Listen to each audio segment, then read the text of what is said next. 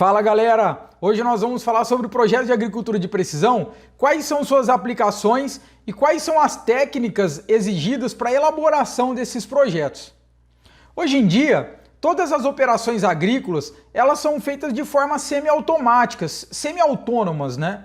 E desde o preparo de solos, passando por aplicação de adubos e corretivos, plantio, tratos culturais e a colheita. Em cada uma dessas etapas, os projetos eles são fundamentais para você maximizar o aproveitamento do potencial dessa máquina, desse implemento, né? Então nessa série aqui nós vamos abordar um a um desses projetos, trazendo as principais vantagens e quais as técnicas que serão utilizadas na elaboração desses projetos. Então nós vamos começar aqui pelo preparo de solos. No preparo de solos é possível ser realizado um projeto onde você vai calcular a quantidade de curvas, a dimensão dessas curvas e o formato dessas curvas, né? Quais são os benefícios, então, de um projeto de preparo? Projeto de sistematização, às vezes é chamado por aí. São muitos, né? Por exemplo, você vai evitar o superdimensionamento. O que é o superdimensionamento? É quando você faz curva de nível em excesso. Ou então, a dimensão da curva de nível que você está fazendo ela é muito grande, desproporcional, que não precisaria ser daquele tamanho. E dessa forma você acaba gerando um desperdício muito grande, né? Você acaba elevando os custos sem necessidade. Então, fazendo um projeto, analisando previamente, você consegue reduzir os custos durante o preparo. Outro benefício é que você evita a erosão. Por quê? Com os projetos, pode ser dimensionado essas curvas de forma precisa. E elas podem ser distribuídas ao longo da área para ficar mais homogêneo. Hoje, como que é feito o levantamento de curvas de nível, né? Você vai então com o nível topográfico, vai um topógrafo e um ajudante.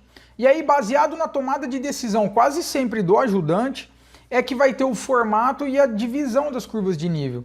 Imagina uma propriedade onde você tem lá, vou utilizar um DV entre curvas sei lá, 3 metros, 5 metros. Tem lugares em que a propriedade vai estar mais plana, tem lugar que vai estar mais íngreme, e aí, dependendo da forma que você fizer, você vai acabar tendo um problema em alguns pontos e em outros pontos você vai ter uma sobra de curvas, vamos dizer assim, né? E isso acaba gerando erosões. Então, quando você faz um projeto no computador, você consegue deixá-las mais equalizadas, mais homogêneas, essa distribuição ao longo da área, tá? Por que eu expliquei isso com parênteses aí? Porque bastante gente tem essa dificuldade em ver isso, porque eu sei que as curvas de nível elas são determinadas em DV. O agrônomo passa, você vai utilizar um DV de tanto, e aí tende-se a replicar. O grande problema é que quando você tem variação de declividade dentro da mesma propriedade, você pode ter problema se você seguir cegamente o DV. Então você precisa fazer um planejamento para deixar mais equalizado e mais homogêneo a distribuição dessas curvas na área, tá? Além desse benefício de você deixar mais homogêneo, ainda é possível determinar algumas curvas com leve desnível, que são as curvas em desnível aí. E para que elas servem, essas curvas em desnível? Elas retiram o excesso de água dentro de uma propriedade. Imagina uma propriedade onde tem uma contribuição muito grande de água externa. E aí, você ia fazer uma curva com 10 metros de altura para poder segurar toda aquela água? Não, você faz uma curva em desnível e vai tirando e vai manejando esta água ao longo, no decorrer aí do fluxo dela até chegar num córrego, até chegar no ponto final dessa água, né? Com o projeto, quando você determina isso no escritório, você consegue fazer essas curvas com leve desnível. Então você consegue, vamos dizer assim, projetar com muita precisão esse desnível, porque é muito perigoso ser feito esse desnível com um nível topográfico em campo, tá? É extremamente perigoso. Já nos projetos você consegue fazer isso de uma forma muito melhor. Além disso, você também melhora, além desses dois benefícios, ainda tem o principal talvez aí, que você melhora o formato das curvas de nível.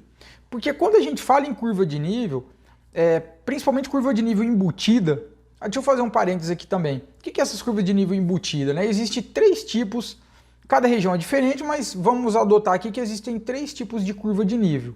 Uma delas é a curva de nível passante, a outra é a curva de nível base larga e a outra é a curva de nível embutida.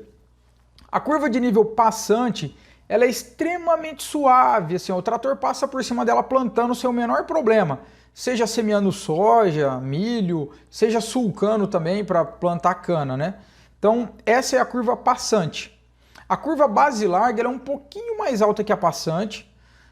Em alguns casos específicos o trator continua passando por cima dela para plantar também, mas não é regra. Em alguns outros casos o trator usa ela como um determinante no formato do plantio. E existe também as curvas de nível embutida, né? As curvas de nível embutida, elas formam uma parede mesmo, né? Você nunca planta passando por ela, até porque o trator não ia conseguir passar. É aquela que forma uma parede, então tem uma caixa muito bem definida, tem as costas da curva na parte mais alta e é feita uma parede com a retroescavadeira mesmo. Tem curvas aí de 1,70 m, 1,80 m, então são curvas bem grandes. E elas sim, são determinantes no nosso formato de plantio.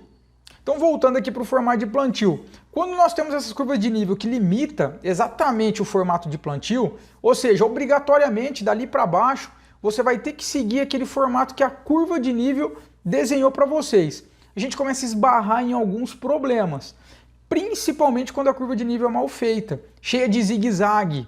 Cara, quantas e quantas vezes a gente pegou curvas de nível, tudo assim, ó, por quê? Às vezes pode ter sido até a pessoa do nível que foi estaqueando assim, às vezes foi o operador do trator, né? Então é um grande problema isso, porque dali para baixo você vai ter que replicar assim. O que você vai fazer? Você vai perder paralelismo? Dali para baixo você vai ter que replicar ela cheia de zigue-zague. Às vezes alguma imperfeição dentro da curva de nível, por exemplo, eu já vi curvas de nível que daria para você ter 3 pontos desenvolvendo uma curva bonita assim, sabe? Certinho. Mas aí acabou colocando um ponto um pouquinho para dentro, cara, e aí você faz tipo uma barriga assim para dentro no formato da curva, que não precisava. Que se tivesse projetado, se tivesse analisado no escritório, no campo, você conseguiria retirar esse formato, retirar essa imperfeição. Então o legal de ser feito esses projetos no campo, no escritório, é exatamente isso. Você vai conseguir todos esses benefícios aí. Reduzir custo, porque você não vai ter superdimensionamento, você vai evitar erosões, porque você vai fazer certinho, vai dividir homogeneamente, e você vai verificar o formato, só que olha que legal, você vai verificar o formato da sua curva de nível, e você já vai fazer a simulação do seu plantio. E aí pode ser que você simplesmente chegue e fala, cara, agora eu vou mudar um pouquinho o DV entre curvas, sei lá, se eu estou trabalhando com 3,5, eu vou passar a trabalhar com 3,25, vai. Mudando um pouquinho do DV, quanto que eu vou melhorar no formato de plantio, vai aumentar a curva, não vai, só vai mudar a posição delas. Ou então, ó, eu comecei com a minha primeira curva aqui. Se eu começar meio metro para cima com essa curva, todas as outras vêm em efeito cascata, né? Porque o DV é meio que constante e tal. Então você vai mudar o lugar da curva. Você concorda que mudando o lugar da curva, você muda o formato dela obrigatoriamente? Nem que for um pouquinho, mas você muda o formato da curva?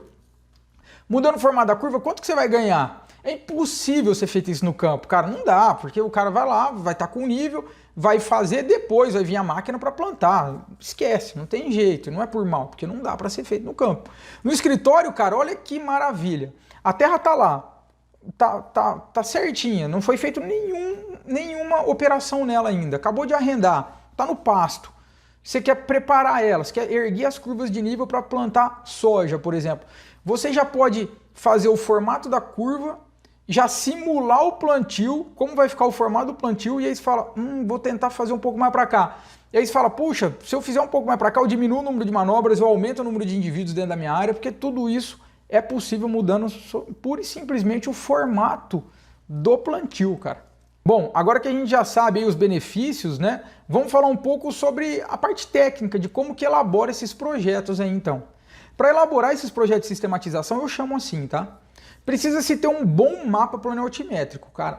Um bom mapa planimétrico, com perímetro, área de APP, sede, mata, árvores e principalmente a altimetria tem que ser muito boa, cara.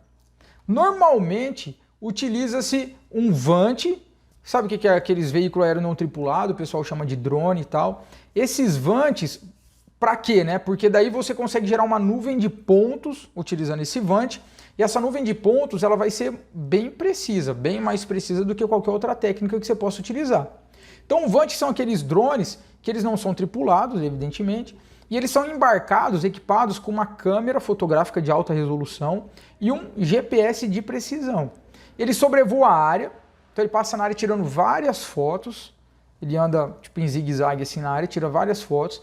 Daí essas fotos que vêm separadas, elas são convertidas em um ortomosaico, ou seja, várias fotos são transformadas em uma foto só, na sequência, tudo certinho. Daí ali é feito alguns procedimentos de adensamento de nuvem de pontos, mas enfim, algumas questões bem específicas aí. E até sair os contornos, então a gente consegue gerar os contornos. O que são os contornos? São as isolinhas, as curvas de nível teórica lá da área, a diferença de nível que tem na área. Através dessas isolinhas, então você vai ter um mapinha de curva de nível ali. Aí você consegue projetar as suas. Então você gera um mapinha de curva de nível de 1 em 1 metro, vai.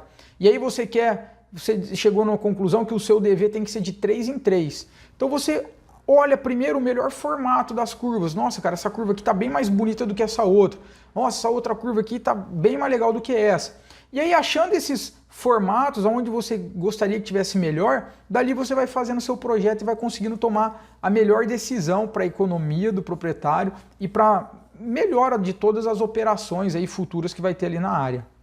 Tá legal, pessoal? Então, nesse nosso vídeo é só. Nós vamos continuar nossa sequência. Nossa próxima videoaula será sobre projetos de linha de plantio, tá legal? Eu aguardo vocês na próxima videoaula. Então segue a gente aí nos canais, deixa o joinha, curte a gente aí que é muito importante, beleza? Valeu, forte abraço para todos.